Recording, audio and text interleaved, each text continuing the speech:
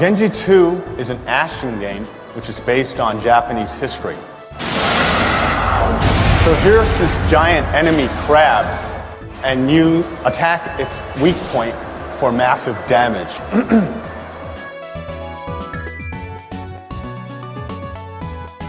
Considering how popular the Nintendo franchises are as a whole thanks to some stellar games over the past decades, it's no surprise that the company has been able to amass itself a huge audience over the years. But I'm sure I'm not the only one who has considered that there are two general types of groups, out of many, when it comes to the player base, that help define their origins into the worlds of a specific franchise. Those being the players who were first introduced to a series with their 2D roots, and those who first experienced them after their jump into the 3D world. And I think this concept applies best to Metroid fans, considering that there was an 8-year gap between Super Metroid and Metroid Prime, since this series didn't see a release on the popular Nintendo 64 due to development issues. Even though I was first exposed to the series with the Super Nintendo game, I consider myself to be more of the 3D crowd, since the first Metroid game I got to own and fully complete was in fact Metroid Prime on the GameCube. And I was immediately captivated by its gameplay, atmosphere, and storytelling, for I had never seen something quite like it before. And needless to say, I became a huge fan of the franchise and grew a strong connection towards protagonist, that in a way helped me shape into the person that I am today. And like I said, part of the reason I enjoyed the first Metroid Prime so much was by the way it handled its storytelling. It didn't use any dialogue or cutscenes like I was used to from games like Bomberman 64: The Second Attack, but it instead relied on its environmental design to tell a story that was hidden under its many logbook entries, that players had to actively find to uncover the many mysteries surrounding Talon 4. This led to a lot of speculations from my part when I first played the games, trying to answer questions like, who were the Chozo? What are the origins of the Phazon? What is this floating jelly brain thing? But most notably, what exactly is the creature the game referred to as Metroid Prime? Is this boss the game itself, or am I missing something? This last enigma in particular stuck with me for many years, and for the most part, like many other players, I just assumed it was a regular Metroid that was drawn to the highly concentrated radiation emitting from the Phazon inside the impact crater. And after being exposed to it for so long, forced the jelly brain to mutate into this monster crab thing that is capable of creating more of the substance. But then I started digging into the lore within the logbooks, patiently waiting for the other games in the trilogy to be released and hopefully give me an answer. But the more I read into these entries, the more things didn't quite make sense to me. Is the Metroid Prime really a Metroid, or is it something else entirely? Kid me didn't have that advance of an internet like I have today to find more information on the subject. And even then, there wasn't a specific site that I could go to and get the answers I was looking for so easily.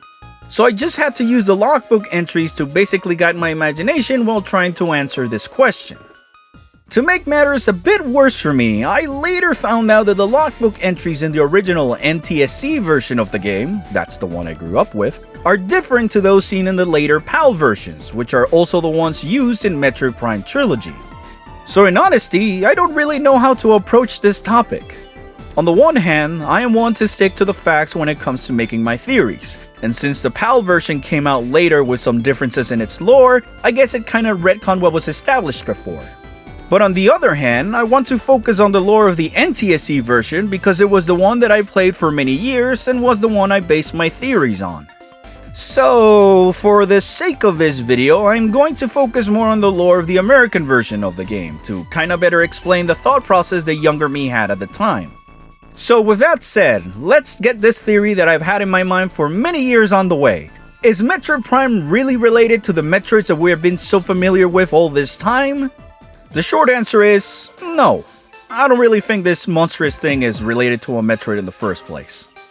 You heard me right, for the longest time I've had my doubts that this giant enemy crab thing once used to be one of these little squishy fellows. And the more I dug into the history of the game, the less that idea made sense to me. But hey, Albert, you may be saying, don't Metroids have the ability to evolve into bigger forms like in Metroid 2? Couldn't Metroid Prime just be a giant mutation because of the Phazon, like the Hatcher Metroids in Prime 3? Well yes, the Metroid games have shown us the aliens mutated due to some unnatural circumstances, causing them to change in form or create things like the mock droids in Meridia, The problem when it comes to the Metroid Prime is that, according to what the logbook suggests, the creature was already inside the Leviathan meteor that crashed on Talon 4, which created the impact crater in the process.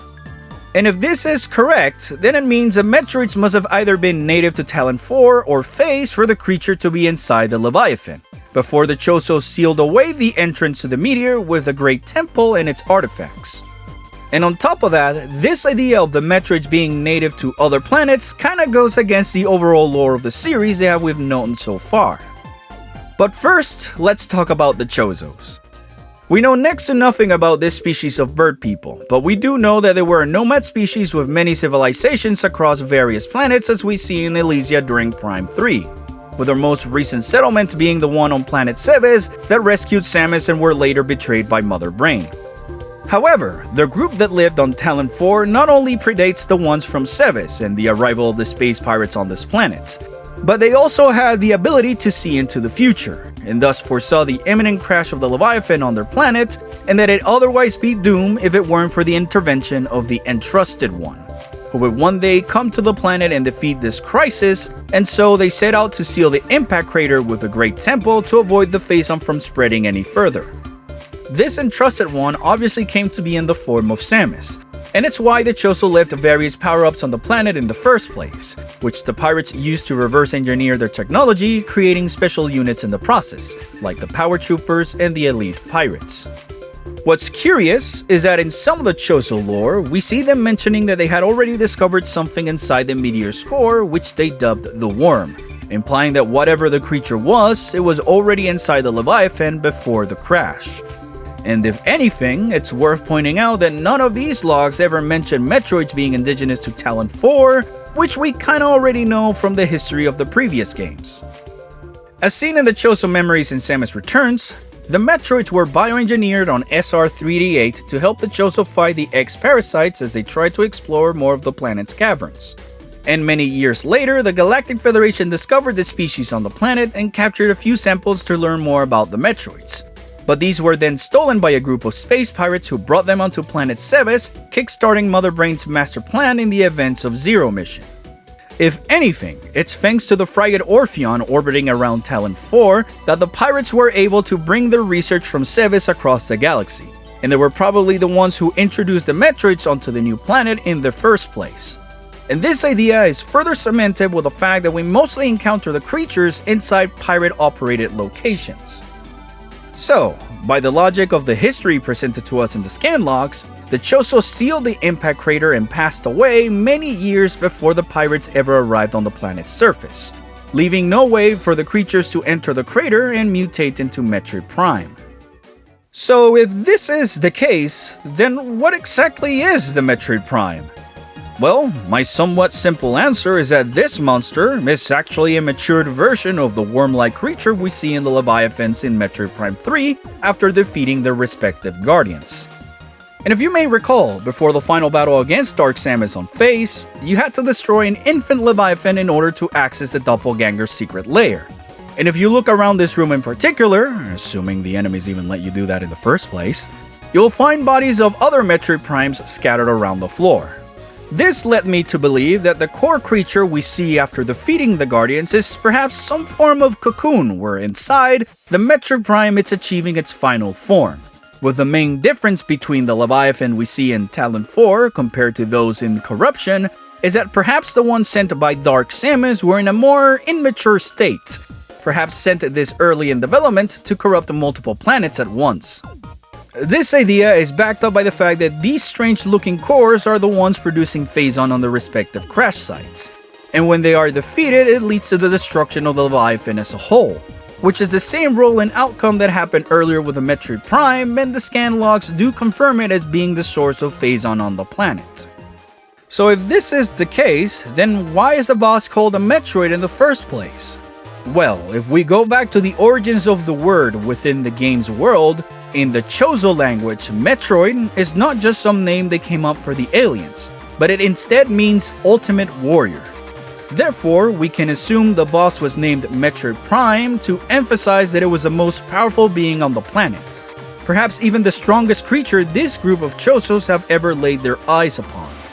After all, it was because of the power of the Phazon that not only forced a lot of the planet's ecosystem to change, but it even had the ability to corrupt their very beings, creating the dreaded Chozo ghosts in the process that kept haunting their ruins to this day. However, the main thing that kinda goes against this theory are the fission Metroids that we find inside the impact crater. I mean, there isn't much known about them besides the fact that these creatures are the result of a Phazon mutation and that they can split into special elemental Metroids, but beyond that fact, we really don't have any information regarding them. I know that in the PAL version of the game, you can first encounter them in the Phazon mines alongside the Hunter Metroids that are also another unique mutation exclusive to Talon 4, which could help explain that it's the Phazon forcing the Metroids to change on the planet. But even still, how did they get inside the impact crater after it was sealed? Was it because of bird magic? So if you have any ideas on the matter, please let me know in the comments. Until then, I'm blaming this on bird magic. Just in time. So to summarize, the reasons to why I always thought the Metroid Prime wasn't inherently a Metroid to begin with are because: first, the Metroids are only native to SR388, and they came to Talon 4 thanks to the space pirates many years after the Chozos passed away and sealed the impact crater. Second, the same Chozos had already discovered a creature inside the crater after the Leviathan crashed, hinting that it had already been present inside the meteor's core from the beginning. Third, Metroid Prime was the core of the Leviathan that was the source of Phazon on the planet, and when defeated, caused the meteor to explode, tying it more to the worm-like creatures we see in Metroid Prime 3 than any actual Metroids. And unlike the other infant cores we see in the later games, Metroid Prime did not require a specific guardian to protect it, since it was more than capable of fighting by itself. Fourth, in the last explorable room on Planet Phase, we see the creation of a Leviathan seed, and near it is a group of bodies of other Metroid Primes, leading us to believe that this is most likely their birthplace. And fifth, the Chozo who named the creature were probably more using their vocabulary to refer to it as the ultimate warrior or apex predator, rather than classifying with the regular parasites we have come to know in the series. So there you have it, one of the many theories that I came up with when I was younger, and probably was one of the many reasons that I kept coming back to replay the games in the series. Whether this theory is correct or not is up for debate, since the guys at Retro Studios and producer Kensuke Tanabe never really came out and gave us a definitive answer on the matter. But I think that's part of the charm of it all in the first place. I think that by not giving us a concrete answer from the get-go, the developers found a way to make us immerse ourselves more into the game and made us dig deep at the lore of its world seeking for answers, forcing us to come together as a community to unravel all its secrets. And perhaps it was the sense of mystery and camaraderie that I got from speculating with other players, one of the many reasons to why I became a huge fan of the series in the first place. Oh, and by the way, even if the Metroid Prime is actually a Metroid in the end, I don't think that would inherently make Dark Samus part Metroid or have their abilities. Since after its defeat, Metroid Prime just reverted back to its original Phazon form, probably losing all of its previous abilities in the process, and they became a clone of Samus, who at this point wouldn't have any Metroid DNA in her. So no, I don't think Dark Samus would just eat up the SAX out of the blue like some people seem to be speculating on the internet.